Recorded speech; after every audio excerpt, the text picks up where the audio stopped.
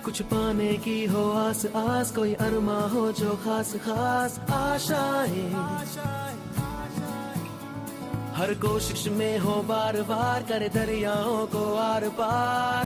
नमस्कार साथियों, आप लोग कैसे? उम्मीद करता हूं कि आप लोग अपनी पढ़ाई को कंटिन्यू कर रहे होंगे। यहां पर टॉप 10 करंट अफेयर से संबंधित तथ्यों के बारे में बात करेंगे जो कॉम्पिटिटिव एग्जाम की दृष्टि से बहुत ही महत्वपूर्ण हैं। तो यहां पर जो पहला पॉइंट लिखा हुआ है वो लिखा हुआ है कि 26वां अंतर्राष्ट्रीय मालाबार नौसेना अभ्यास भारत और किस देश के बीच हुआ है। ठीक है, तो यहाँ पर पूछा गया है कि 26वां अंतर्राष्ट्रीय मालाबार नौसेना अभ्यास भारत और किस देश के बीच हुआ है। तो इसका जो राइट आंसर है वो है जापान। ठीक है, तो याद रखना है कि जो 26वां अंतर्राष्ट्रीय मालाबार नौसेना अभ्यास भारत और जापान के बीच हुआ है। दूसरे पॉइंट के बारे में बात करें तो यहाँ पर दूसरा पॉइंट लिखा हुआ है कि लॉन्च पुस्तक विनिंग द इनर वेटल के लेखक कौन है। ठीक है, तो यहाँ पर पूछा गया है कि विनिंग द इनर वेटल के लेखक कौन है। तो इसका जो राइट आंसर है वो है सैन वाटसन को। ठीक है, तो ये भी आपको याद रखना है कि जो लॉन्च पुस्तक हुई है विनिंग द इनर वेटल के लेखक कौन है,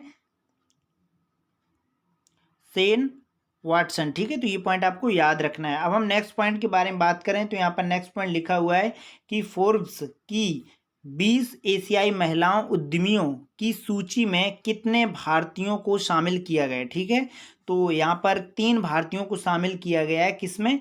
फोर्ब्स की 20 एशियाई महिला उद्यमियों की सूची में। ठीक है, अब हम बात करते हैं नेक्स्ट पॉइंट के बारे में बात करें तो यहाँ पर नेक्स्ट पॉइंट लिखा हुआ है कि 53वां भारतीय अंतर्राष्ट्रीय फिल्म महोत्सव कहाँ आयोजित किया जाएगा। ठीक है, तो यहाँ पर पूछा गया है कि 53वां भारतीय अंतर्राष्ट्रीय फिल्म महोत्सव कहाँ पर आयोजित किया जाएगा। तो इसका जो राइट आंसर है वो है गोवा। ठीक है, तो ये आपको याद रखना है।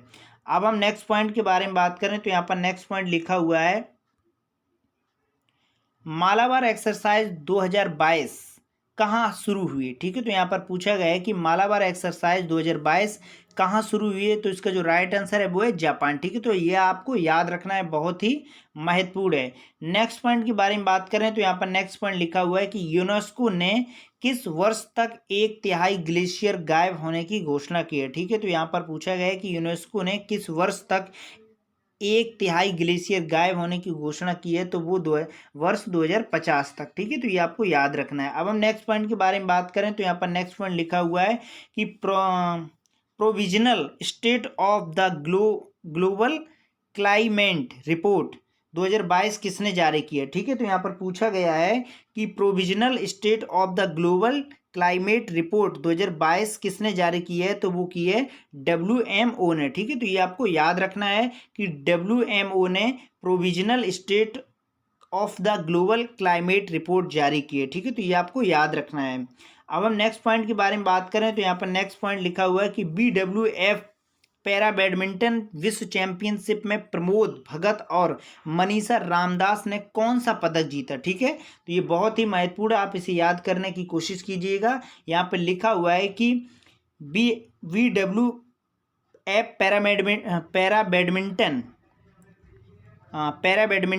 पैरा बैडमिंटन विश्व चैंपियनशिप में प्रमोद भगत और मनीषा रामदास ने कौन सा पदक जीता है। तो इसका जो राइट आंसर है वो है स्वर्ण पदक। ठीक है, तो ये आपको याद रखना है। अब हम नेक्स्ट पॉइंट के बारे में बात करें तो यहाँ पर नेक्स्ट पॉइंट लिखा हुआ है कि विज्ञान और शांति का अंतर्राष्ट्रीय सप्ताह 2022 कब मनाया गया। ठीक है, तो यहाँ पर पूछा गया है कि विज्ञान और शांति का अंतर्राष्ट्रीय सप्ताह 2022 का कब मनाया गया। तो 9 नवंबर से 14 नवंबर तक। ठीक है, तो ये आपको याद रखना है। नेक्स्ट पॉइंट के बारे में बात करें तो यहाँ पर नेक्स्ट पॉइंट लिखा हुआ है कि सोने की एक समान कीमत लागू करने वाला पहला राज्य कौन बना है। ठीक है, तो यहाँ पर पूछा गया है कि सोने की एक समान कीमत लागू करने वाला राज्य कौन बना है। तो इसका जो राइट आंसर है वो है केरल। ठीक है, तो यहाँ पर टॉप 10 करंट अफेयर से संबंधित तथ्यों के बारे में हम डिस्कशन किया।